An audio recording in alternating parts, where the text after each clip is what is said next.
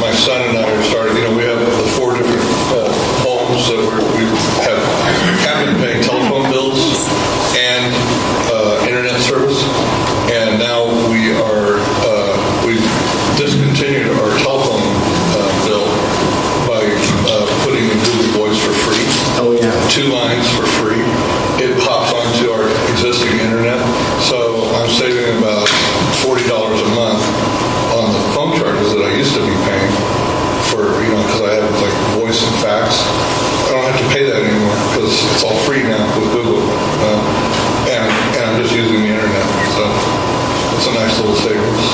I use Google Voice too. Yeah. All right, our next person is, I don't want to mispronounce your last name, so I'll let you. So my name is Shireen Santosham, and I just joined the mayor's team as the Chief Innovation Officer, which is a new position in the city. So you're probably kind of wondering what it is that we actually do. And so, it's so great to be here with all of you, and thank you for giving me the opportunity to engage with you. And I love the discussion about the future of transport. And one thing, before I sort of introduce myself and go into things, one thing that is really exciting that we did recently is the Department of Transport here in San Jose applied for a national grant. Oh, yeah. So Fox, who's the Secretary of Transportation at the national level, issued a grand challenge, basically, where they're going to award $40 million to one city in the United States to basically test all of these cool infrastructure projects. And then Paul Allen up in Seattle, who co-founded Microsoft, is going to match another $10 million on top of that. So we're in the runnings for that. It's very competitive. 77 cities in the United States applied. And so we'll find out in mid-March if we make the top 5. How many of them have a Winchester neck that has innovation? I'm just saying. Well, and actually, the innovation vision that you've laid out, I think, is a lot to do with what the role is that the mayor is building out in this office, right? So how do we think about using technology and innovation to make the city work better? How do we deliver services more efficiently? How are we more user-centric? How do we think about the future, take advantage of where we are? And I know there's a lot of frustration around feeling like other cities are doing this better than San Jose has been able to do.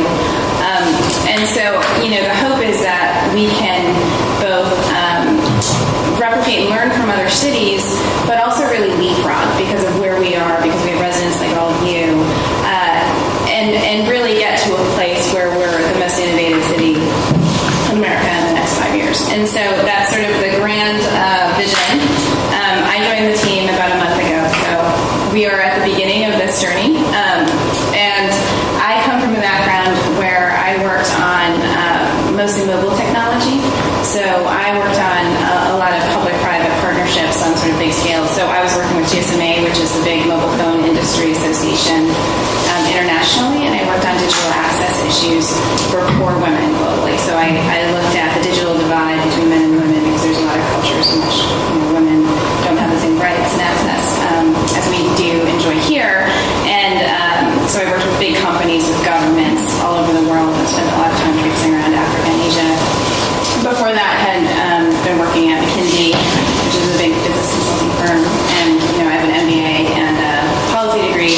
And so, I think I have a sort of typical profile of the types of people that Mayor Licardo is starting to bring into government, because I think there's sort of a need for some new perspectives.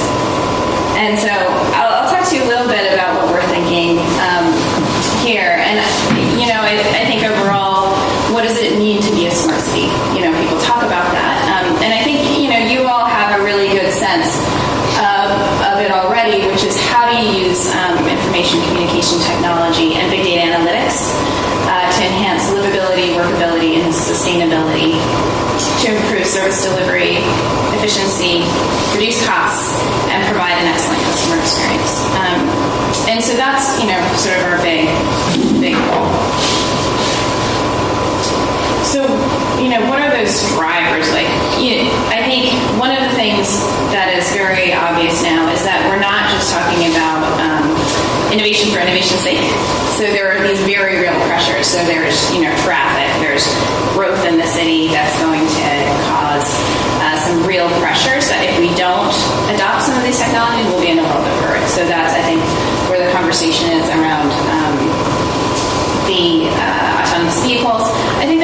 citizen expectation. So, I mean, now that you have Uber and you can click on your phone in one click and have a car show up and you get that level of service, and then, you know, you go to the government office and then you have to do something on paper, it just doesn't quite fit, right? And so I think, you know, our citizens are demanding this as well. So what are the things that we can do what are the tools at our disposal? I mean, at the end of the day, technology is just another tool. And I think some of the things that we are looking at is, you know, how do we digitize existing services? How do we crowdsource data collection to be more efficient? How do we digitally enable new information? And how do we also think about using more visualization, big data analytics, and how do we optimize operations, right? Because some of these things are not actually technology issues, they're process issues. So what are the ways that we can actually implement this? The first is, you know, we're really focusing on innovative partnership models. So I sit in actually the Office of Strategic Partnerships. The mayor's created a place where we can actually partner effectively with the private sector, but also with a lot of other stakeholders that you wouldn't necessarily think about. So, for example, we're part of the Bloomberg What Works initiative. So that's an initiative where you have over 100 cities in the United States and abroad who share their learnings and what they're doing around the world, so that you can build capacity around certain things like open data. You know, and open data, I think, is a really big opportunity. So open data, we're bringing an open data policy to the council in mid-March. I think March 15th is when it'll be brought to council. And what that, you know, I'll talk a little bit about what's in that open data policy. But open data is there's a transparency imperative around it. It also creates an ability for the private sector to then use that data in new ways, it allows citizens to engage in new ways. And so we're starting to get very serious about open data. And then I think, you know, the last thing is that there's a really strong political commitment around this. So I think the mayor, the council members, including Councilmember Jones, have been very supportive of these initiatives. And so I think this is the right time for some of these changes. So I'll talk about some of the initiatives that we have going on now. I will caveat it by saying we are early in this process, and there'll be more good things to come. But the sort of priority initiatives that are happening right now are around, you know, first, build this Office of Innovation, right? So that's, you know, me on the mayor's side, but also thinking about building an Office of Innovation in City Hall so that we have a team there that can actually go and work and implement, because we're mostly on the policy side. The second is this open data policy and actually an open data platform. It's actually a portal where there's just a one-stop shop that you can go and get all of the information on city data. And we've published some data sets on that, but we're still at the beginning. There's over 600 data sets that will eventually be published, but that's, you know, every possible thing you can find in the city. We have something called a neighborhood dashboard that we're building, and we are doing this in partnership with San Jose State University. And the concept is that you'll be able to go, you'll basically have a dashboard of everything you care about in your neighborhood. So everything from, you know, air quality, crime, to traffic, and then you'll have sort of a real-time ability to sort of press and see what's going on, you know, what buildings are getting built in your neighborhood. And that's, you know, we're in sort of the MOU phase with the university, but that will get built out over the next year. The memorandum of understanding? Yeah. Okay. Yeah. So we're kind of tightening up the scope and working with the professors on that. Because, you know, for the university, for us, we have sort of a direct implementation challenge. For the university, they also have sort of experimental research agenda. So they also want to test certain new ways of doing things from a technology perspective.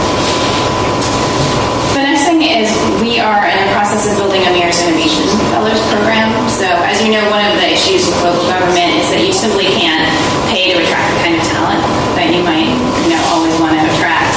And so the Innovation Fellows program is a way that people can sort of volunteer and maybe get some compensation. And we're also working with different universities in the Valley to figure out if we can get more summer fellows or student fellows.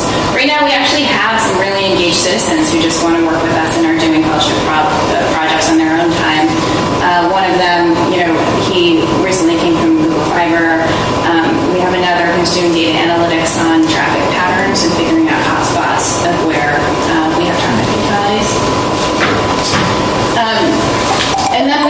these sort of a long list of partnerships that is enabling us to do a lot of this work. And so I'll give you, I know there's going to be a lot of interest in, especially the partnerships with the private sector. But I think that the one that's coming up, and I really, unfortunately, can't talk a lot about it at this point because it's not fully public, all the details of it, is that we actually have a partnership that will result in free high-speed internet access for different parts of the city, as well as a community benefit part of that, which will go to traditionally under service parts of the city. So, the company that we're working with will provide, free gigabit Wi-Fi to a pretty big portion of the city. And so that'll be public in the next couple months. Any idea if it would be around this area too? Does it start with a G? I will. So I would love to come back and talk to you about it. We have the opportunity to do that, but we're under pretty strict NDAs and And I think Neil Ricardo mentioned that KLID. You didn't obviously give detail. Yeah, any more detail than you just have. Yeah, but unfortunately we just can't. But it will be public soon, and then we'll be very excited to talk about it with everyone. The next one is Transportation Innovation Zone. So there's one that's currently going to be piloted in North San Jose, and it will be an area where they can test things like autonomous vehicles and different kinds of sensors. And so we're in the concept phase for this Transportation Innovation Zone, and hopefully this would be the first one, and hopefully we could do more. Because I think there's a real sense that we need to figure out what new transportation is going to look like, because it's not going to look like it does today, and that's pretty clear. That's working with VTA, right? In that zone, or? I think I think this is more. So it sounds like syndrome. Yeah. Oh, cool. Yeah. This is not involving VTA. And then I think we're exploring. We don't have any official partnerships yet on sort of crowdsourcing apps, but there is a really big opportunity around things like Waze data to partner with the city. So for example, Waze has a program where they partner with cities, and you can feed in city data around where construction is happening around the city, so that when you're driving around, you know where construction is happening, which is not happening today unless people sort of self-report. So there's a more structured way to do that, and then we can also get data from them, and that can help us with some of our traffic. On the waste thing, I was wondering, I've been thinking about this a lot. Is it possible, now that you have some communication with them, like the street that I live on, I'm pretty sure Waze is directing people down. I'm serious, because it's a bottleneck on Winchester. I've seen a big increase in traffic. Yeah. And, if you can pick up the phone and call Waze and tell them, turn off the road, that'd be okay with me. Well, I think it's a really good point, which is, with these new technology applications, there's a lot of unintended consequences around them, right? So I'm sure that Waze probably wasn't thinking about that unintended consequence, and I think it's important to start to have those dialogues. Another thing that you mentioned, this last meeting that we had here, we had a really great speaker, and knowing how things work with cities, I know things get compartmentalized, but this guy used to be with the DOT for San Jose, and he put out all these things that you could do to leverage. San Jose is, I guess, the only city in the United States that has decoupled from the utility company with the streetlights. I don't know if you're aware of that, but that's a powerful thing that you can really leverage off of. The whole streetlight infrastructure is able to do a bunch of things with technology and innovation that it could really make us leap. You're talking about leapfrog. Yeah, and I think I have a slide in here on that project that we're doing. Okay, so you're already there. Good job. Yeah, I mean, I think the smart city infrastructure is really around sensors, sensors on lots of city infrastructure. Yeah. And then big data and analytics, and then there's a piece about sort of traffic management, autonomous vehicles. But the autonomous vehicles aren't things that we'll do ourselves. Those are really about how do we leverage the private sector. Great. So I think there's a couple other partnerships that I wanted to highlight too that we are involved in that I don't think we've probably done the best job of sharing with our residents. so I mentioned the DOT grant, which was the third point, but the other two that we are already a part of is one is the Metro Lab network through the White House.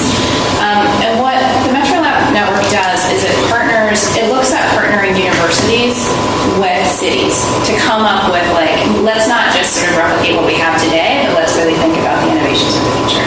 And so we are, a Metro Lab network city, so we have a relationship with the White House, and we have a relationship with, this is our San Jose State University partnership. But it also allows the Metro Lab network and the Bloomberg What Works initiative both allow for a lot of cross-city pollination. So, for example, yesterday we hosted a study session for our city council, and we had representatives from 3 other cities around the country that are doing really innovative work. So one was South Bend, Indiana. We had the mayor speak who has done sensors on the sewer system to basically optimize the infrastructure and save the city $100 million through using sensors smartly. The other person we had was Amin-Ra Mashariki, who's the head of data analytics for New York City.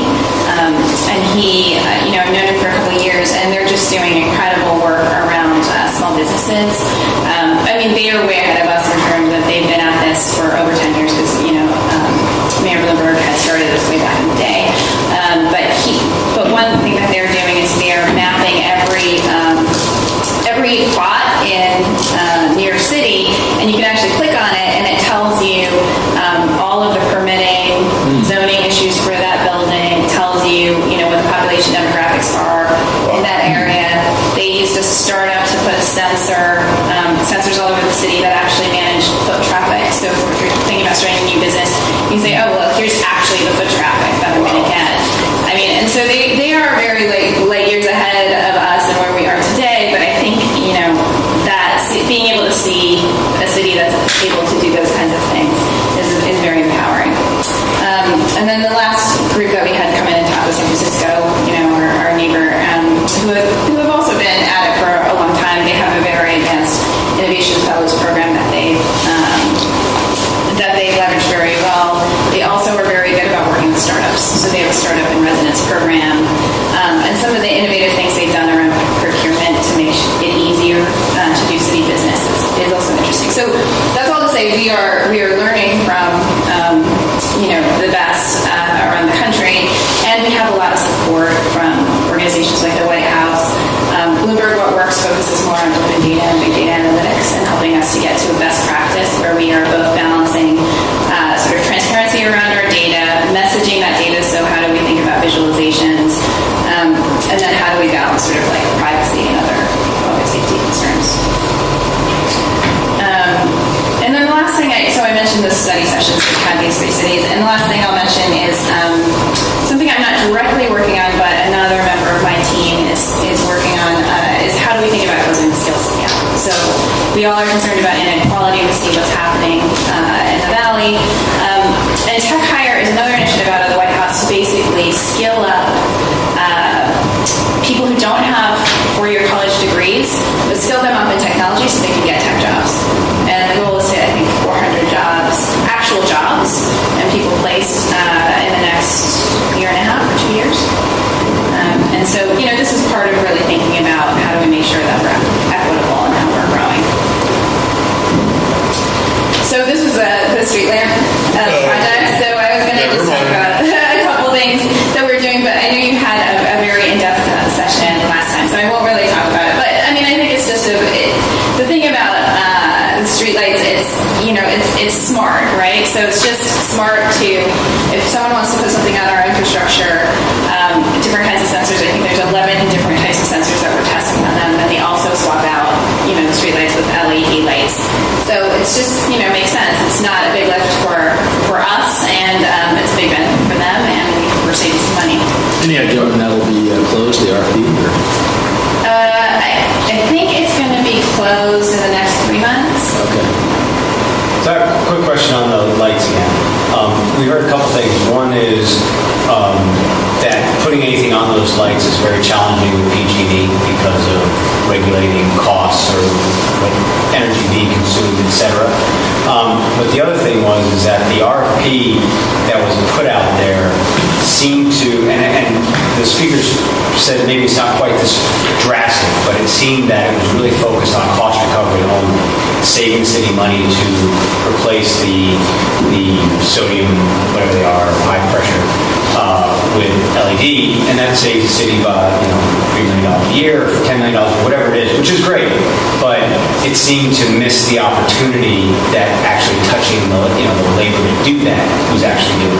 Yeah. And so, how is, from your perspective, how is that correlating to what's actually happening? Like, is that true? Can we not put stuff on it without these special month-long negotiations with PG&E? Is there a way to deal with that, or what are you hearing about? Yeah, so to be honest, this project was happening before I joined. So the folks who are working on it, I don't have that level of detail on what the negotiation looks like. But I do think to the point on how do we become more strategic, right? So like dig once, or how do we think about this beyond just cost savings, is something that we're pushing on now. So I think before we didn't have the capacity. My role is new, and we didn't have someone who was looking at sort of a more strategic approach, and it was more based on individual projects. So what I would say is that a lot of the initiatives we've done so far have been project-based, and now we want to go more programmatic and more strategic and start to think about the future, right? And I won't say that some of that stuff won't still happen, but I think there's more of a recognition of the need to be strategic. Have you talked about this before? The sensors that we're testing? I don't think so. No. Okay. Yes, sir. Yeah. So we're testing some connected infrastructure already. I think we're sort of in the initial stages of it. So I'll talk about the bottom one first. So Cisco, we're testing a DSRC system, which is basically like internet for cars, and you put like part of it on a telephone pole, you put part of it, and a lot of the cars will have this, and it can help manage, create a network that's sort of the spine by which you then can put the sensors on top of it, which is the top part of the RSM that we're looking at different kinds of traffic patterns. So there's a lot of data that's going to come out of this. So this is like broadly Internet of Things, connected infrastructure piece, and the thing about this kind of data is it'll really help us think about how do we optimize systems, right? So it's really more about, once you have all this data, can you do predictive analytics around how to optimize the system and then figure out where there might be issues. And there's probably, frankly, lots of applications that we don't know about. So eventually making this data open will allow entrepreneurs and others to really think through what is possible. Is that going to be up in that transportation innovation zone then? Yeah. And how does something become a transportation innovation zone? So I think it was designated a while ago. I think part of the reason why it was up there is because I think a lot of the businesses are located around there. Cisco is close by there, but I don't know actually how it was designated because I wasn't there. If there's a way just to find out what the process is, and if those, that'd be great. Yeah, I think it's a new thing. Sorry. I'm just wondering, standard new cars after 2017, is that going to be like a federal mandate, or? Yeah, it's going to be like this. Yeah, Cadillac's coming out with the first one this year, the first model they'll have. But it also could communicate to traffic lights and things like that, right? So eventually, you wouldn't even need visual signals, conceivably, right? Yeah. Well, will it be able to not just be, predictive analytics, but can it change? I mean, it sounds like the traffic light infrastructure and light infrastructure, these are disparate systems. They're not in any way connected. Is the goal, or what I would offer as a hopeful goal, would be to have those be where the timing of those lights don't get programmed every month or every year, but that it can be optimized a real-time analysis. So if there's one area that's clogged up, it starts to change things. Yeah, I think that's right. I think that's where eventually we would want to go, and the sort of abilities that are increasing around machine learning, AI, eventually we'll be able to make that a living system. I think the challenge, we're so far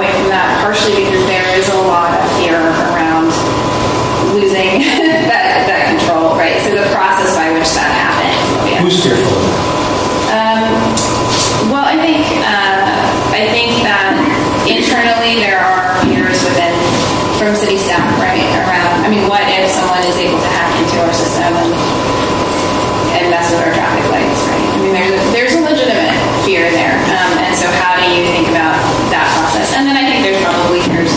You all are very forward-leaning residents, but there's probably fears from other residents as well. So the process of how we do that and,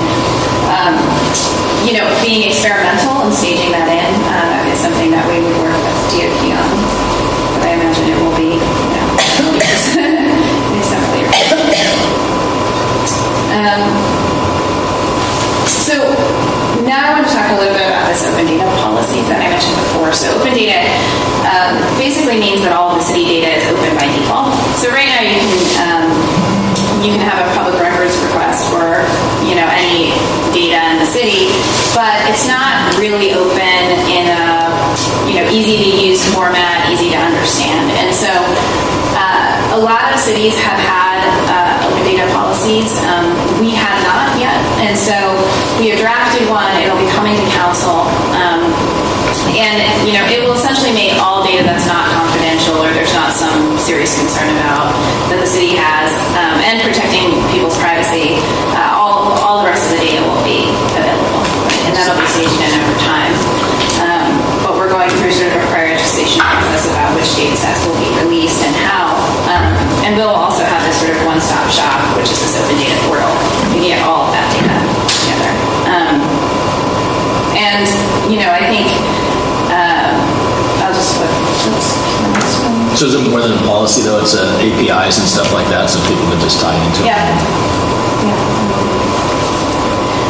Yeah, because we want it to be available for coders and other people who want to grab it, but we also want it to be available for citizens, right? So one of the things we're trying to think through is which visualizations do we need? Because like a lot of I hosted a town hall a couple weeks ago with about 100 nonprofits, and one of the things that they were saying is like data in that format isn't necessarily good for us. We don't have the resources to process it, right? So like we're working with them to try and figure out, okay, here are the visualizations that would be most helpful, so that they can do their work better. And then I think we're piloting a couple of big data analytics projects. So one of them is around Vision Zero, which is the goal to have zero traffic fatalities in San Jose. And this project has been quite cool. So it's identified 14 hotspots of where like most of the fatalities happen. And so what it allows you to do is say like rather than doing sort of blanket initiative on every street corner, it helps you understand which corridors and why are you facing sort of higher traffic fatalities. Most of them are actually where highways meet streets, right? So you might have a bicyclist hill that way, and then a lot of it is around what came up is a lot of it is caused by jaywalking. So people jaywalking at night and just lack of visibility, especially with the rain that we've had the last couple of months. So I think that kind of data and analysis is really interesting and is helping us to start to work better. So I'm not sure if you want to go through all of this open data. I have some more pieces I was going to talk about with open data, talking a little bit more about some of the data analytics projects. I guess one question for you all, would it be helpful to go through this, or would you rather just open it to discussion? And will you make these available that can send out to us? You're on my laptop now. Yeah, sure. Already done. We're going to post it on our website. I did like that slide you just had up with the bold-faced things. The examples there? Yeah. So the crime prediction thing, I think that'd be fantastic. I've heard about some mathematical algorithms that they did in the Santa Cruz Police Department. Illegal dumping, I see that all the time. I wish we could have that on the dashboard and figure out what the quote-unquote hotspots are. The permitting process, if that was streamlined through some, any improvement would be better. With parks maintenance, like even just like getting this building, if I wanted to reserve it, it's a major hassle. It's still paper, or last time I tried it was a major paper-based system. I haven't tried lately, but you can't just go and click, like I want this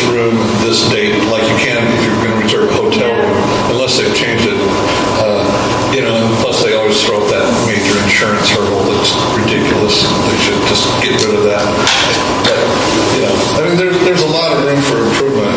Yeah. And it looks like you guys are looking at it, and the Bloomberg best practices sharing thing. Yeah. You know, Looks like all these that you got up there are all problems. You're trying to get data to see what the problem is so you can fix it.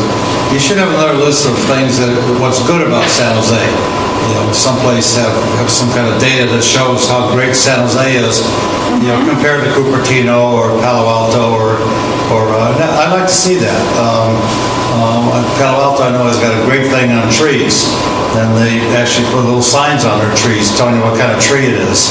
And little things like that, I think, really make a big difference to a city, especially if you want to, have people move to your city or businesses want to move to your city. But I've been trying to find someplace on the computer that tells me the 20 great things about San Jose compared to the other cities. I can't find that. Yeah. I don't know. Maybe we don't have anything good about it. It's not up there. No, and It's very possible that we don't have anything good. I think you're absolutely Yeah, right. so- I think you're absolutely right. And one of the things we've been talking a lot about is this, like in business speak, we call it branding, right? Because we are doing all this cool stuff, but somehow it gets lost in translation. And Yes, people, I'd like to see that, someplace on your data list here, branding or something about make a list of why San Jose is better than Palo Alto and Cupertino and Los Gatos, or cities that just surround us, yeah. And one of the cool things that You taking notes on this? it's recorded. Okay, all right, okay. I'm just checking. I know it did. The city hall infrastructure that is using old computer equipment that hasn't been updated since XP. And it needs to be updated because there's people rapidly scribbling on paper rather than trying to use their stuff. I'm on a commission and I don't get the electronic data that I need for the meeting until it's mailed to me from Thursday to Tuesday, and the meeting is on a Thursday, right after the Tuesday, and I get like 50 pages to understand to deal with on a commission. Yeah, and I think this has been a persistent problem across City Hall, and there actually has been a significant and now recent investment in upgrade of our CRM system. So literally none of the systems across the departments talk to each other. So now they can talk to each other. That doesn't mean that they can now do all of these predictive analytics really easily. Because there still is silos across our city departments where they might literally have different addresses, right, for the same property. And so we're going through a process of cleaning that up. And so, I think those two things together and trying to really, digitize is happening now. And you're right that we need to try and accelerate that as quickly as possible. Well, what's your system? Are they using Salesforce or SAP? I don't know what they were using before. It's all different depending on what department. Okay. Yeah, it's really, it's a challenge. So one thing on the illegal dumping, it'd be nice if maybe a sixth department was added. Maybe they are already part of it, Caltrans, right? Because it seems like that's where a lot of dumping occurs. People just throw it in the Caltrans property, and so it seems like there needs to be close coordination there somehow. Okay, yeah, I don't know if they work at all on that illegal dumping. Why don't we find out why people are doing illegal dumping first, besides trying to find out where they dump? Why are they dumping? Try to fix that problem, okay? Why are they dumping? And fix it. That might be the answer. Yeah, the garbage. Right? What do you think? The garbage contracts don't provide for it. Something, I don't know why. I know there's dumping problems, but I don't know why. Fix the problem. Fix it. Yeah. Then you can say San Jose is better than somebody else. Maybe. Well, and I think the point on, fixing a problem and not just using technology for fancy stuff, I think is an important one, and it's part of the philosophy that we have is building technology that meets a real need or solves a specific problem. I just like to throw out another part of the innovation, which I hope your area is doing, isn't just on technology, but innovating how our cities work together. Because right now, it seems that San Jose, and I'm just looking at border cities right now, but when they need to work together, it's very cagey. They're not very supportive of each other, other than superficially and politically, politely. But deep down, cities don't seem to really care about each other very much, and they seem to be really just taking care of their own interests, and what they're missing is the interests are the community at large, which involves multiple cities and multiple neighborhoods and multiple areas. It doesn't really matter what the border says. And it's especially this intersection down here, Winchester and Stevens Creek, where you have, even within San Jose itself, where you have districts competing for resources, where at the intersection of Stevens Creek and Winchester, you have District 1 on one side, District 6 on the other side, and Santa Clara to the north. You don't have anybody with any kind of control or any kind of vision, right down to the urban village that is bordering on the south side of Stevens Creek and part of Valley Fair and has nothing to do with Santa Clara. For some of us, it's really frustrating to see that we don't have a collaborative city government, and it seems to be that there's no way to overcome that unless we try and do that, but inherently it's not working. So my ask is that you guys also look at how to innovate collaborative efforts with other cities, so it's not like you're trying to take from them to get tax revenue in your city, or you're not trying to take this project for your city, but to look at the overall region as a whole. Yeah, and I think that's right, that a lot of the issues here are regional. Traffic is a regional issue, it's not a city issue. I think, I obviously can't solve all of those problems, but I'll speak from my personal philosophy, and I'm not from San Jose, I'm a transplant, and so coming here, externally, it also doesn't make sense to me. And so I personally am, I'll be going up to San Francisco, and I'll be working with the Chief Innovation Officer there to see what they're doing, what we can learn together. I've met with some council members from like Mountain View, and so I think for my part, and I think for the people that I work with on my team, is there's an openness to collaboration and figuring out, what the right answer is for citizens. But I won't say that that it's not challenging, and there's a lot of history there. So, tying in your little show here and Kirk's before you. So a couple of weeks back, you were talking about bringing up the skill levels of, I think it was 400 people you put on there. And the one before, Kirk was talking about in the United States, 50% of the patents are done right here in San Jose. So one, why don't we try to get like a second office, a patent office in San Jose, and then two, you tie an innovation center right next to it. So that, because I have friends that have ideas, but they're kind of nervous of where do I go, who do I talk to, how do I get a patent? It's right in the city hall. Yeah, it's right in the city. Oh, it's already there? It just opened up a couple months ago. Yeah. Right downtown in United States Patent Hall, right? Office. They took over So we just did it. So wait a minute, does the city provide help in education on how to get a patent? Or does the patent office do that by itself? The patent does it by itself. Yeah, I think the program there. By itself. And you can do research on what else is out there to see if there's something. Yeah, but it just opened up a couple months ago. It's there, it's exciting. 4th Street next to City Hall. But another thing we don't do a good job of promoting, right? Yeah. Like, that's your problem. Yeah. Not doing it very well. Other questions? Whereabouts are you from anyway?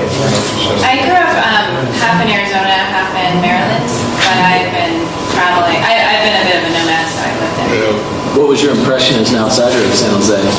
I came here, before I took this job, I came here for one day before I took the job. Really? Yeah, and I really love the city. It's beautiful, it's diverse, you've got super smart people, and, given sort of the political climate we're in, I just thought this is part of the America I want to be part of. Good. There you go, there's your tagline. There you go. Part of the America you want to be. And you're a millennial, You could be the probably. poster child. No, I'm not. I'm a Generation X. Oh, really?